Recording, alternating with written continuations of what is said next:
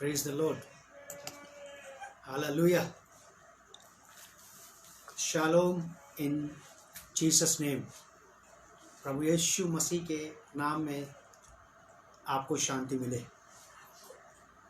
And Emmanuel is with us. परमेश्वर हमारे साथ है. धन्यवाद है परमेश्वर का. इससे पहले कि हम आज की सभा को शुरू करें, प्रार्थना करेंगे. पवित्र पिता, प्रभु यीशु के नाम से हम यहाँ पर उपस्थित हैं.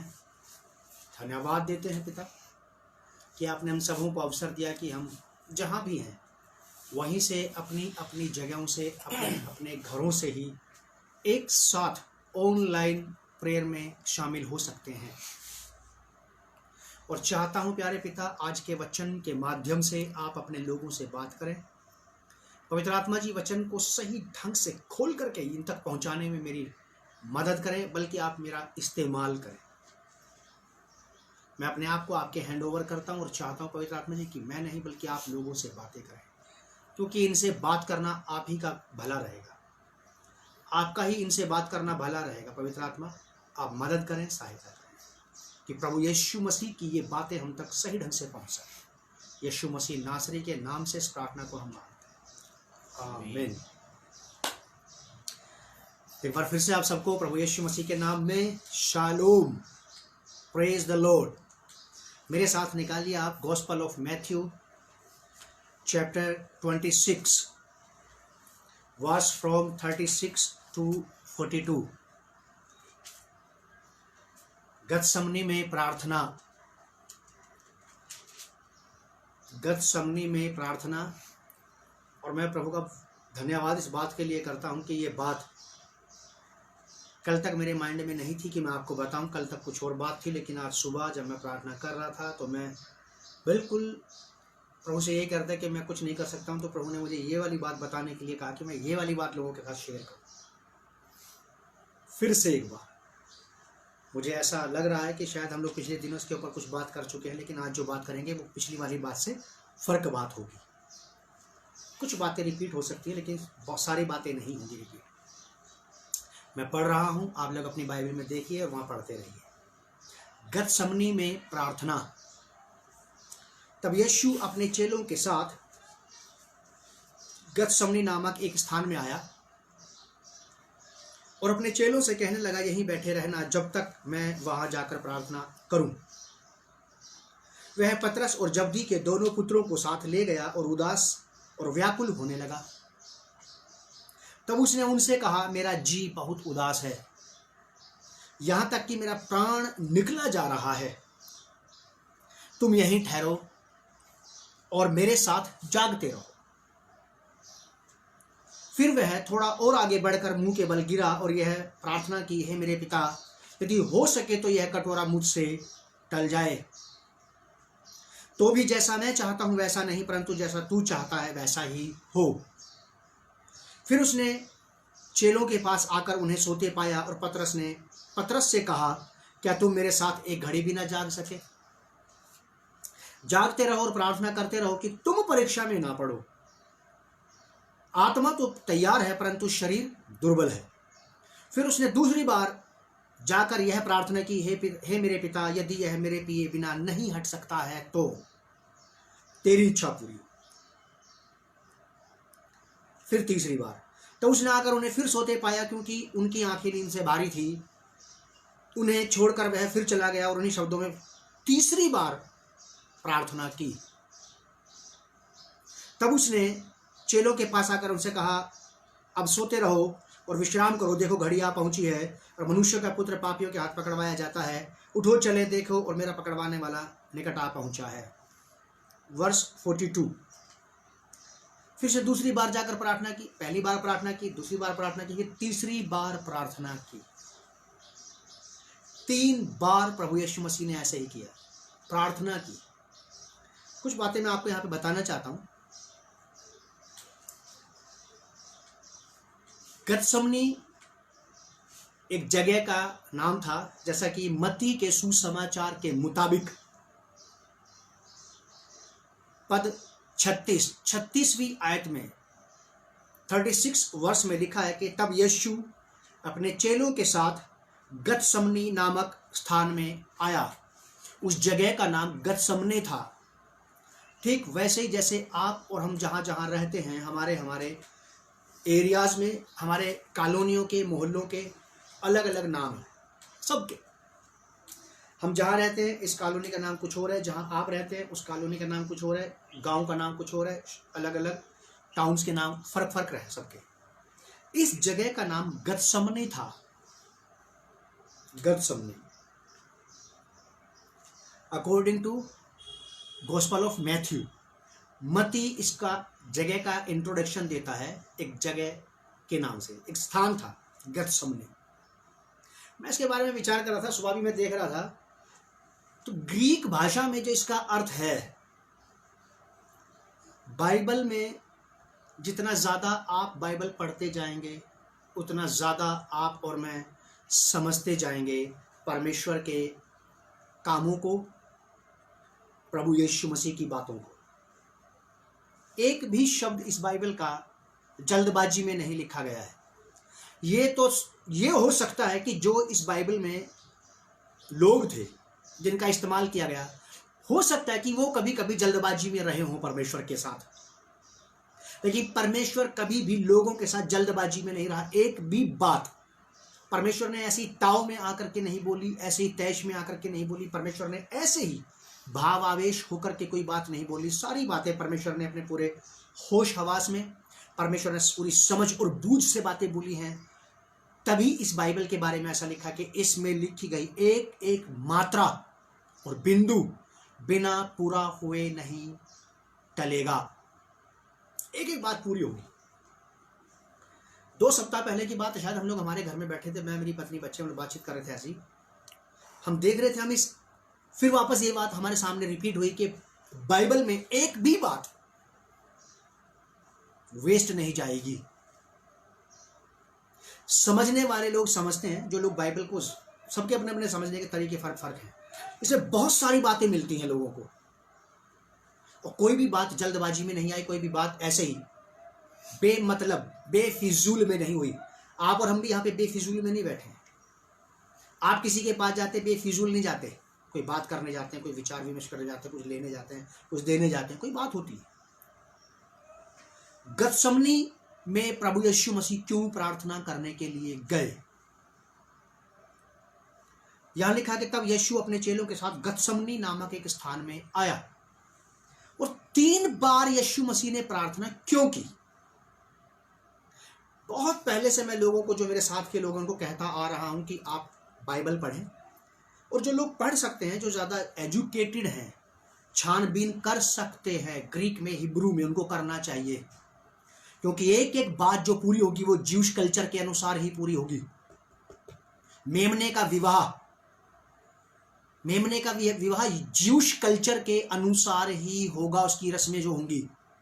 मैं फिर से आपको बता देना चाहता हूं ये वाली बात, क्योंकि अगर उद्धार यहूदियों में ही से है, अगर यहूदी कौम ही सर्वशक्तिमान इजराइल के कर्ता सेनाओं के यहोवा की सर्वप्रथम चुने हुए लोग थे, वही यहूदी नाम बाद में पड़ा उनका, लेकिन लोग ये वही हैं जो परमेश्वर का पर्सनल चुनाव था। आप भी जानते हो और हम भी जानते हैं। शायद दुनिया के बहुत सारे लोग इस बात को नहीं जानते। तो एक एक बात का जो यहाँ पे पैटर्न जो चला आ रहा है, यीशु मसीह ने बहुत सारी बातें ज्यूश कल्चर के अंतर्गत पूरी की हैं। फसह का पर्व मनाना, 3 बार गतसमनी में प्रार्थना करना according to the Jewish culture. Gethsemane का ग्रीक में अर्थ होता है ऑयल प्रेस प्लेस, एक ऐसी जगह जहां पीस दिया जाता है। जहां पीसा जाता है। गतसमनी वर्ड ग्रीक भाषा का शब्द है गतसमने। गतसमनी का मतलब है पीस देना। मेरे साथ निकालिए आप लूका की इंजील, उसका 22 अध्याय,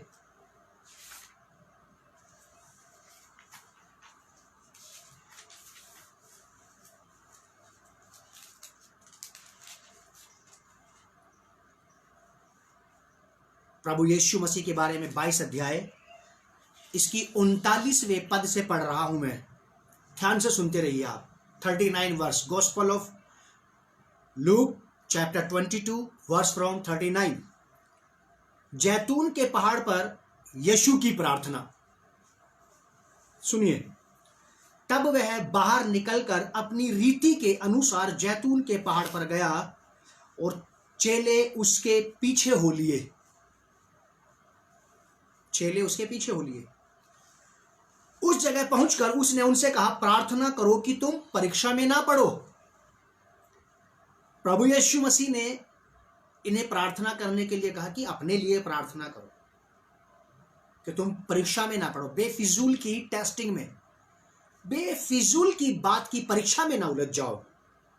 परीक्षा का मतलब होता है एक उलझ जाना किसी बेफिजूल की बात में। प्रार्थना करने वाले लोग जो अलर्ट रहते हैं वो बचते हुए निकल जाते हैं परीक्षाओं से, आजमाइशों से।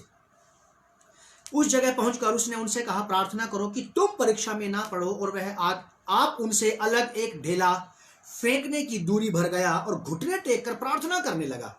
यीशु मसीह भी प्रार्थना कर रहे हैं, हे पिता, यदि तू चाहे तो इस कटोरे को मेरे पास से हटा ले तो भी मेरी नहीं परंतु तेरी इच्छा पूरी हो। मैं चाहता हूं कि यह कटोरा मेरे पास से हट जाए, लेकिन वैसे होना चाहिए जो प्लान आपने बना रखा है जो विचार आपने बना रखा है। हे पिता, यदि तू चाहे तो इस कटोरे को मेरे पास से हटा ले तो भी मेरी नहीं परंतु तेरी इच्छा पूरी हो। तब स्वर्ग से एक दूत उसको दिखाई दिया जो उसे सामर्थ्य देता था। इस वर्ष के अनुसार, इस पद के मुताबिक मेरा अपना पर्सनली ये विचार है, ये मानना है, और मैं सेटिस्फाइड हूं इस बात से अपने लिए कि जब भी कभी मैं प्रार्थना करता हूं, जब मेरी आत्मा तैयार नहीं होती, जब मेरा शरीर तैयार नहीं होता, जब मेरे विचार और भावनाएं तैयार नहीं होती, जब तक मैं अपने स्पिरिचुअल लेवल से अपनी अप्रोच के द्वारा, जब मैं अपनी स्ट्रेंथ के द्वारा परमेश्वर के सिंहासन तक नहीं पहुंच पाता हूं या प्रार्थना में उसके साथ लीन नहीं हो पाता हूं, जब प्रार्थना किसी प्रकार से मुझसे नहीं हो पाती है, तो उस दशा में वो हमें अदृश्य रूप में बल प्रदान करने के लिए सेवा टहल करने वाली आत्माओं को रिलीज करता है। लेटर ऑफ हिब्रू में लिखा है, इब्रानियों की पत्री में लिखा है, क्या ये सेवा टहल करने वाली आत्माएं नहीं है जो नया जन्म पाए हुए, जो उद्धार पाए हुए संतों की सेवा के लिए रिलीज की जाती है। यहां पे परमेश्वर के पुत्र प्रभु यीशु मसीह को स्वर्ग से हेल्प मिल रही थी प्रार्थना करने में। ध्यान देके सुनिएगा आप लोग, अगर सर्वशक्तिमान इजराइल के कर्ता सेनाओं के यहोवा प्रभु यीशु मसीह को, परमेश्वर के पुत्र यहोवा, परमेश्वर के पुत्र प्रभु यीशु मसीह को स्वर्गीय सहायता की, हेल्प की आवश्यकता थी प्रार्थना में ठहरे रहने के लिए, अपनी व्याकुलता के समय पे, ज्यादा प्रेशर के समय पे, ज्यादा दबाव के समय पे, ज्यादा तकलीफों के दिनों में, ज्यादा परीक्षा के दिनों में, तो फिर आपको और मुझे क्यों नहीं होगी। कभी फील ना करें कि आप अकेले हैं उस वक्त पे। याद रखें कि परमेश्वर वही सपोर्ट, वही सहायता, वही स्पिरिचुअल बैकअप मुझे भी चाहिए जो आपने अपने इकलौते पुत्र प्रभु यीशु मसीह को अदृश्य रूप में दिया था। एक गीत है बहुत पुराना, वो नजर तो नहीं तुझको आवे मगर साथ तो है वो तेरे, तुझको महसूस हो या कि ना हो उसका साया सदा तेरे सर पे, काश ये भूल जाना न राही तू कभी भी अकेला नहीं। वो नजर नहीं आ रहा है, लेकिन यहां पे परमेश्वर ने उसे स्ट्रेंथ दी है परीक्षा पर गालिब, परीक्षा पर प्रभावशाली होने के लिए, परीक्षा को, टेस्टिंग को डिफीट करने के लिए, उसमें से बाहर आने के लिए, विजयी रूप में बाहर आने के लिए। He will definitely help you। आपकी परीक्षाओं के दिनों में वो जरूर आपकी सहायता करेगा। ये वाली बात सिखाती है इस बात को। तब स्वर्ग से एक दूत उसको दिखाई दिया जो उसे सामर्थ्य देता था। वह अत्यंत संकट में व्याकुल होकर और भी हार्दिक वेदना से प्रार्थना करने लगा और उसका पसीना मानो लहू की बड़ी बड़ी बूंदों के समान भूमि पर गिर रहा था। यहूदी लोग क्या करते थे, उस समय पे वहां के लोग ये क्या करते थे कि जब जैतून के पेड़ में ओलिव ऑयल, जिसकी आप बात करते हैं, ओलिव ऑयल, जैतून का तेल, क्रिश्चियनों के यहाँ, विश्वासियों के यहाँ बड़ी वैल्यू है इसकी।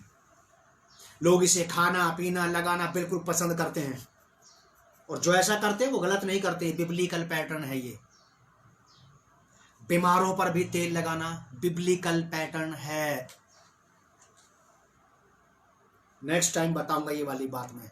ज्यूश कल्चर के अकॉर्डिंग यहां प्रभु यीशु मसीह के विषय में लिखा है कि वो प्रार्थना कर रहा था और इतना ज्यादा अत्यंत संकट में व्याकुल होकर और भी हार्दिक वेदना से प्रार्थना करने लगा, और उसका पसीना मानो लहू की बड़ी बड़ी बूंदों के रूप में गिरने लगा। बिब्लिकल बात है, ज्यूश कल्चर के अकॉर्डिंग है। गतसमनी बगीचे में मत्ती की किताब 22 अध्याय के मुताबिक उसने 3 बार वापस वहीं लौट करके प्रार्थना की। और गतसमनी का मतलब होता है पीस देने वाली जगह, इसको कहते हैं चक्की, ऑयल निकाल देने वाली चक्की। और जब जैतून के पेड़ में फल लगता था, पूरा परिवार लग जाता था उस फल को बटोरने में। तोड़ लेते थे वो पेड़ में से, तोड़ने के अलग अलग तरीके थे, उस पर डंडा मार के या चढ़ के जैसे भी निकाल लेते थे, और उस जैतून को वो रखते थे और इसी गतसमनी जगह पे, चक्की की जगह पे ले जाते थे। और एक जैतून को, उसके फल को केवल 3 बार कुचला जाता था, केवल 3 बार, चौथी बार नहीं। 3 बारी में उसका सारा तेल निकल जाता था, तीसरी बारी में। हम भारतीय लोग इस बात को अच्छे से जानते हैं। जब गन्ने का जूस का समय आता है पीने का, जब आप गन्ने का जूस पीने जाते हैं किसी ठेली पर, किसी शॉप में, तो गन्ने का जूस वाला उस गन्ने को मशीन के अंदर डालता रहता 3 बार से ज्यादा डालता हो, तो डालता रहता तब तक जब तक उसकी एक एक बूंद ना निकल जाए, क्योंकि वो एक एक बूंद बेशकीमती होती है किसी भी मनुष्य के प्राण को अंदर से तृप्त करने के लिए, ठंडक पहुंचाने के लिए, प्यास के दिनों में, गर्मी के दिनों में। ठीक वैसे ही ओलिव का ऑयल 3 बार निकाला जाता था ज्यूश कल्चर के मुताबिक। चौथी बार नहीं, क्राइस्ट ने केवल 3 बार प्रार्थना की, और तीसरी बार आकर के चेलों से कहता कि अब चलो उठो, मेरा पकड़वाने वाला आ गया है। और लिखा है गॉस्पेल ऑफ लूक के अनुसार, लूका रचित सुसमाचार में ही मैं सोचता हूं शायद ये वाली बात लिखी कि उसका पसीना लहू की बड़ी बड़ी बूंदों के रूप में गिरा। तीसरी बार की प्रार्थना निकल गया था सारा तेल, उस ओलिव, उस जैतून के फल का, प्रभु यीशु मसीह का सारा तेल निकल गया, निकाल दिया, पीस करके उसने अपना बूंद बूंद दे दिया हमें, कि जिससे मनुष्य जाति का उद्धार हो जाए। ये ऑयल, प्रभु यीशु का ऑयल, प्रभु यीशु का ब्लड हमारे काम आ सके, हमारे ऊपर लगाने के लिए, हमारी चीजों पर, हमारे घर पर, हमारे परिवार की चीजों पर छिड़कने के लिए। कतरा कतरा उसने दे दिया साहब, बूंद बूंद उसने दे दी। गतसमनी का मतलब होता है पीसने की एक जगह। एक प्रार्थना करने वाला व्यक्ति जब पीसने की जगह चला जाता है, तब उसमें से उत्तम चीज निकलती है बहुतों के उद्धार और छुटकारे के लिए। जब तक ये प्रेयर वॉरियर को पीसा नहीं जाएगा उस पीसने की जगह पर, स्पिरिचुअली, आत्मिक रीति से, उसमें से फिर एक ऐसा पदार्थ निकलता है जो बहुतों के उद्धार, छुटकारे, चंगाई और नया जन्म पाने के काम आता है। प्रभु यीशु मसीह के विषय में गतसमनी का अर्थ होता है पीसने की जगह, चक्की। सरसों का तेल पिसवाने जाते हैं ना लोग, निकलवाने जाते हैं सरसों का तेल, सोया का तेल निकलवाने जाते हैं लोग, कई सारी चीजों का ऑयल तेल का तेल निकलता है, उनको मशीन में पेरना पड़ता है। प्रभु यीशु मसीह ने अपने आप को मशीन में पेर दिया, डाल दिया, 3 बार से ज्यादा नहीं लगी।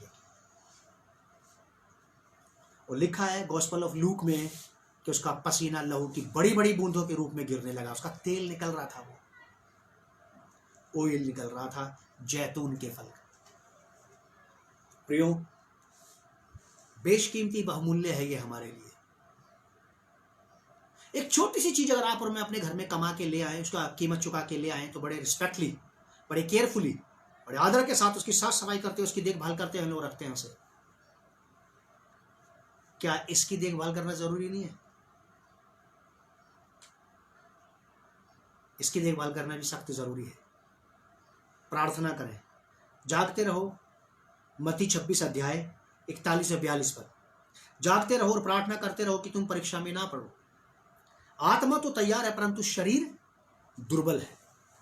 आत्मा तैयार होती है और शरीर दुर्बल होता है। कभी कभी नींद के बहाव में आ जाता है, या तकलीफ में, या बीमारी में, या पीड़ा में। आज उठा नहीं जा रहा, आज बदन ठीक नहीं लग रहा है, महसूस नहीं हो रहा अच्छा, शरीर दुर्बल है। लेकिन इंटरनली, स्पिरिचुअली व्यक्ति तैयार रहता है प्रार्थना करने के लिए। बहुत बार ऐसा ही होता है। मेरे साथ निकालिए पहला पतरस 4 अध्याय 7 पर, 1 पीटर चैप्टर 4 वर्स 7।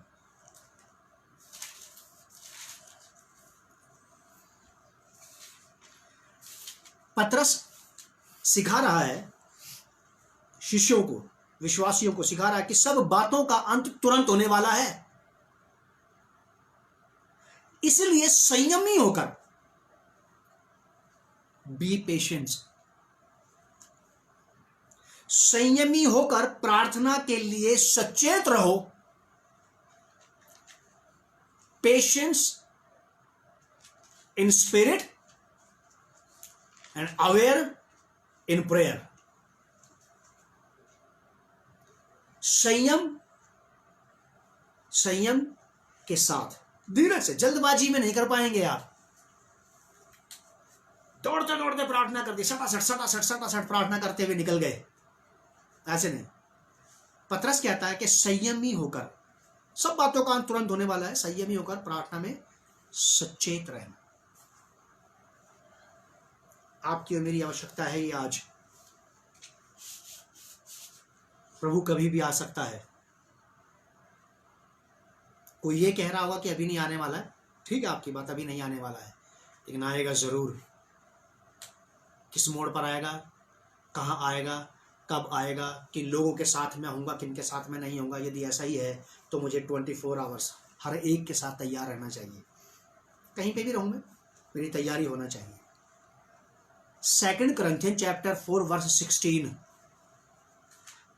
आत्मा तो तैयार है लेकिन शरीर दुर्बल है। 2 Corinthians 4 अध्याय 16 पर, बहुत अच्छी बात पौलुस ने सिखाई है यहाँ पे लोगों को। बहुत अच्छी बात संत पौलुस ने अपने शिष्यों को सिखाई है। 2 Corinthians 4 अध्याय 16 पर लिखा है, पौलुस कहता है कि इसलिए हम हियाव नहीं छोड़ते। पतरस कह रहा है कि संयमी होकर के, संयम, धीरज, तुम्हारा धीरज ना जाता रहे। बाइबल में लिखा, देखो, धीरज धरने वालों को धन्य कहते हैं। पेशेंस रखें आप, धीरज रखें और संयम बांध करके, संयम रखें, आराम से प्रार्थना करें।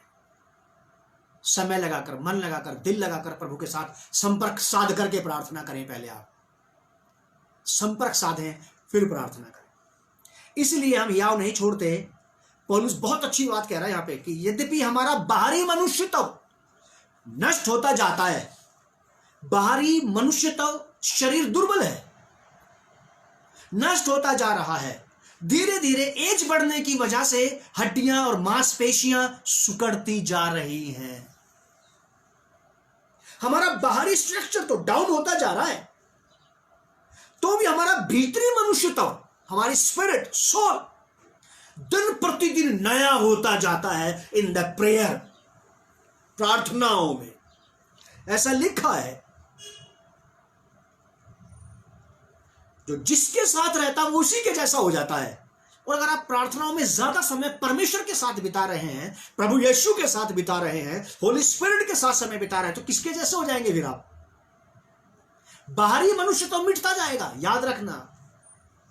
हमारा बाहरी रंग, रूप और आकार सुकड़ता चला जाएगा, शरीर दुर्बल होता जाएगा। लेकिन आत्मा को वैसे उसी तैयारी में रहना चाहिए जहां से आपने स्टार्टिंग की थी, शुरुआत की थी, उसी तैयार, उसी लेवल पर एलिया ने बहुत बार इस बात को कहा कि मैं अपने पहाड़ से नीचे नहीं उतरूंगा।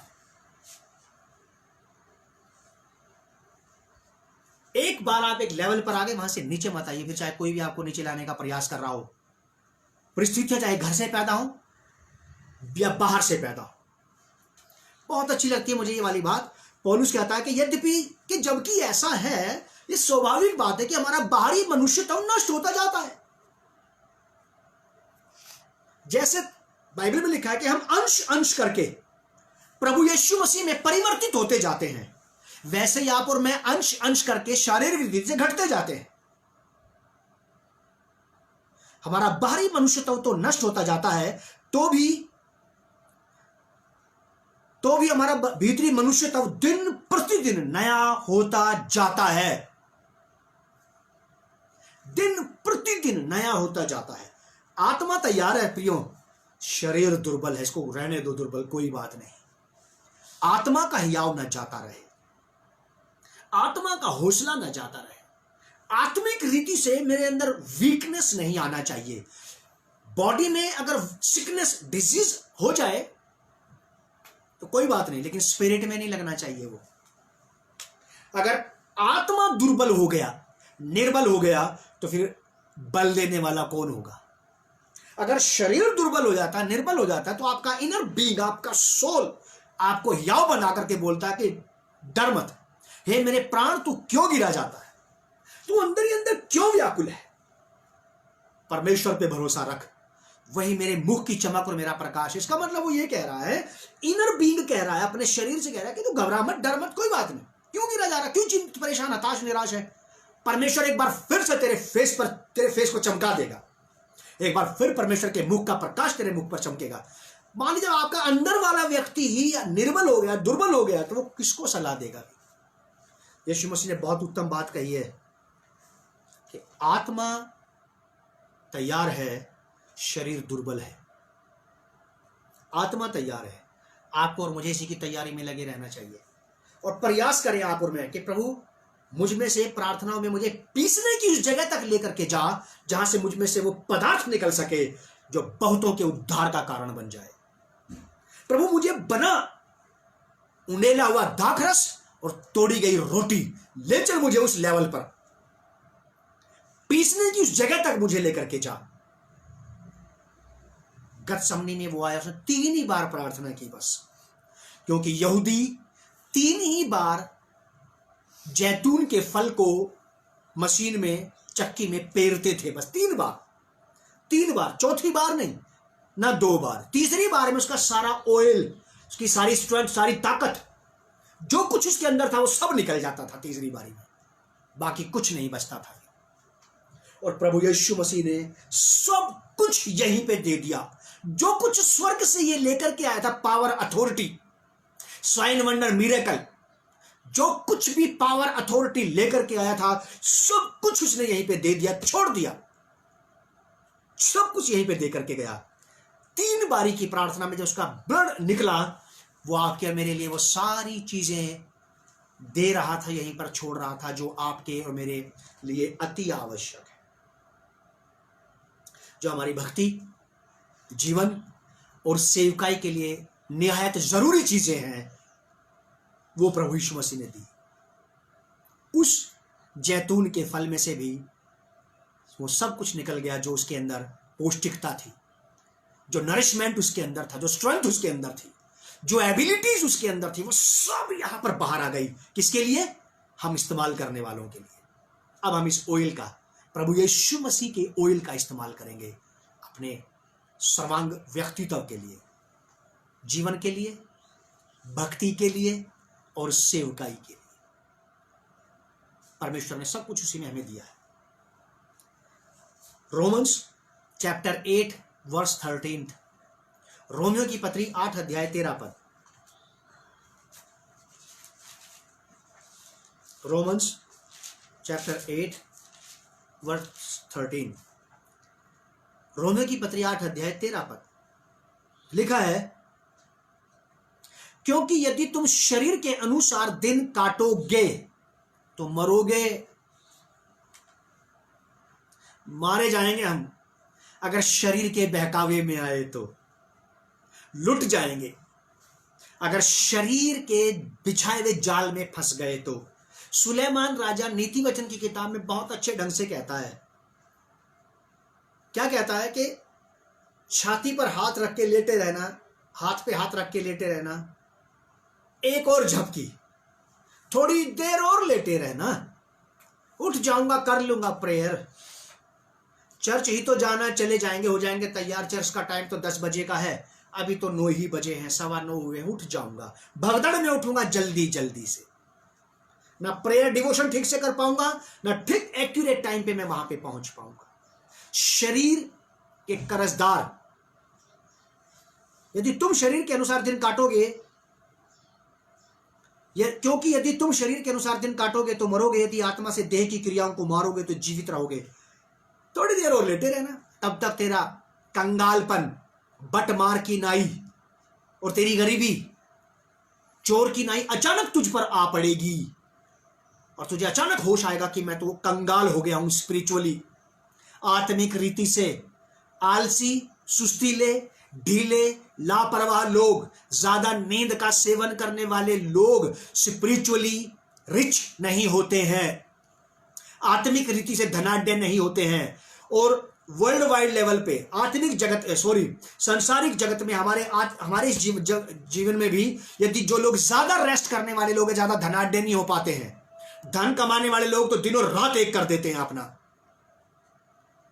देख लीजिए आप अपने आस पड़ोस में, अपने घर के लोगों के अपने आसपास में देख लीजिए आप, ज्यादा सोने वाले, ज्यादा रेस्ट करने वाले, ज्यादा घर में रहने वाले कितना धन कमाते होंगे। एक और झपकी, यीशु मसीह ने पहले चेलों से कहा था कि आत्मा तैयार है, शरीर दुर्बल है। आप शरीर के बिछाए हुए जाल में बिल्कुल नहीं फंसना, शरीर की तैयार की गई चाल में बिल्कुल मत आना, ये आपको और मुझे रोकेगा। इसके बाद बहुत सारे बहाने हैं, अरे मैं पिछले 20 दिन से तो चलता आ रहा हूं प्रार्थना करते हुए, आज एक दिन नहीं करूंगा तो क्या हो जाएगा। नहीं, अगर मान लीजिए आज ही आपसे परमेश्वर की मुलाकात होनी थी तो आपको तो पता ही नहीं है। पिछले दिनों जब मैं आप लोगों के साथ ये वाली बात कर रहा था कि प्रभु यीशु मसीह कब आएगा, कहां आएगा, किस एरिया में मैं होऊंगा, मैं किन लोगों के साथ होऊंगा, मैं कैसी सिचुएशन में उस वक्त होऊंगा, मैं मेरी पसंद की जगह पे होऊंगा या नहीं होऊंगा, लेकिन वो अचानक आ जाएगा, पता नहीं कौन से मोड़ पर मुझे मिल जाएगा। पवित्र आत्मा मुझे मेरे लिए ये वाली बात समझा रहा था कि जब तुम परमेश्वर की प्रेजेंस को पाने का विचार करके बैठते हो, प्रार्थना करना शुरू करते हो, 1 दिन, 2 दिन, 10 दिन, 5 दिन, 15 दिन, 20 दिन, 50 दिन, तुम बिल्कुल नहीं जानते कि तुम्हारी मुलाकात उससे कब और कौन से मोड़ पर होगी। मैंने बोला कि हाँ, कि जब तुम्हें इस बात का पता ही नहीं है कि तुम्हारी मुलाकात कब हो जाएगी उससे, तो उससे मुलाकात होने से पहले उठ के भागते क्यों हो। ये मेरे लिए बात थी, आत्मिक बात, और मैं इस बात का कायल था और अभी भी कायल हूं कि सच है। अगर मान लीजिए हमें से कोई भी व्यक्ति प्रभु के साथ बात करना चाहता है, मिलना चाहता है कि प्रभु मैं आपसे बात करना चाहता हूं, और आप बैठ गए 1 दिन, 2 दिन, 10 दिन, 15 दिन, 20 दिन, 50 दिन, और 150 दिन के बाद आप उठ के चल देते, चलो चलता हूं, कुछ हुआ तो है नहीं। मान लीजिए कि 151वें दिन आपके साथ उसकी मुलाकात होनी थी, आपको तो पता ही नहीं था, लेकिन हम बैठे ही नहीं। जब आपको इस बात का पता नहीं है कि वो कब आएगा, तो भी आपको तैयार रहना है। आपको और मुझे तो ये भी नहीं पता कि हमारे फास्टिंग प्रेयर के दिनों में वो कौन से दिन मुझे मिलेगा। जब इस बात का भी नहीं पता तो बैठे तो रहे, मिलेगा तो है। ये तो बात मेरे लिए थी, लेकिन यीशु मसीह ने ये वाली बात कही कि आत्मा तैयार है और शरीर दुर्बल है। शरीर के पास हजारों कहानियां हैं आपको और मुझे उलझाने के लिए, हजारों डिस्कशन है इसके पास आपके मेरे साथ शेयर करने के लिए, लेकिन इससे बच के रहिए। ये अपनी दुर्बलताओं में, अपनी निर्बलताओं में, अपनी संकीर्णता में फंसा रहने को, इसे आत्मा में आगे चलते हैं। और जैसे जैसे आप और मैं आत्मा में प्रभु के करीब निकट चलते चले जाएंगे, वैसे वैसे हमारा शरीर ये हमारी आत्मा को फॉलो करने लगेगा। प्रभु का धन्यवाद हो इस बात के लिए कि उसने अपने पवित्र आत्मा के द्वारा से भेद की बातें, ज्ञान की बातें हम तक पहुंचाई हैं। केवल ज्ञान ही नहीं, आत्मिक बातें भी हैं कि गतसमनी में आपका और मेरा भी पहुंचना जरूरी है, तब तक जब तक हम में से कुछ निकल के बाहर ना आ जाए। पीसने की जगह पे जाना,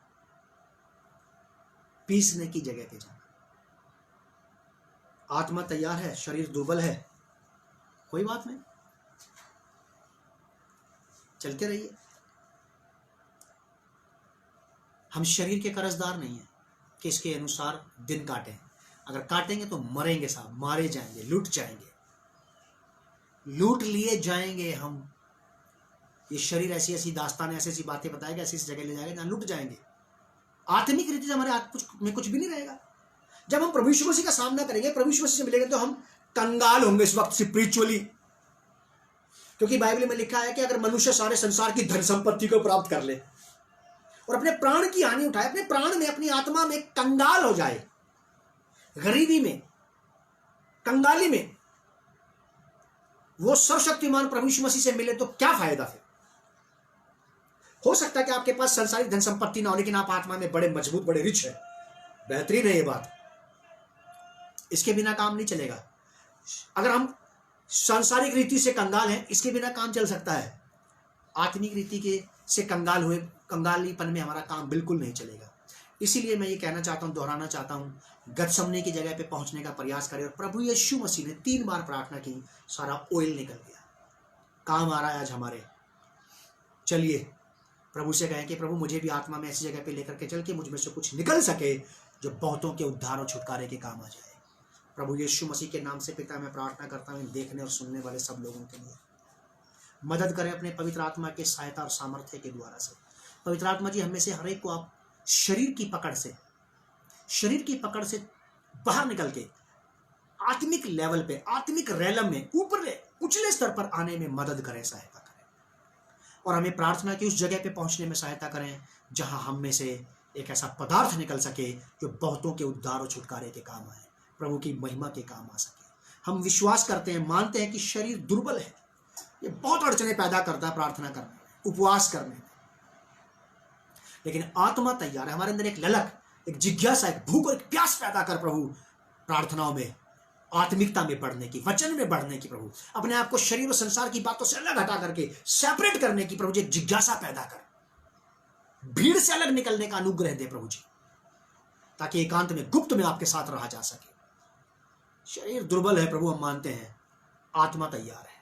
इसीलिए हम चाहते हैं कि आत्मा और ज्यादा प्रबल हो जाए, कि हमारे शरीर ज्यादा निर्बल किया जा सके, ताकि ये शरीर आत्मा के चलाए चल सके, आत्मा शरीर के नहीं। प्रभु यीशु के नाम से पिता इस प्रार्थना को मांगते हैं, आमीन।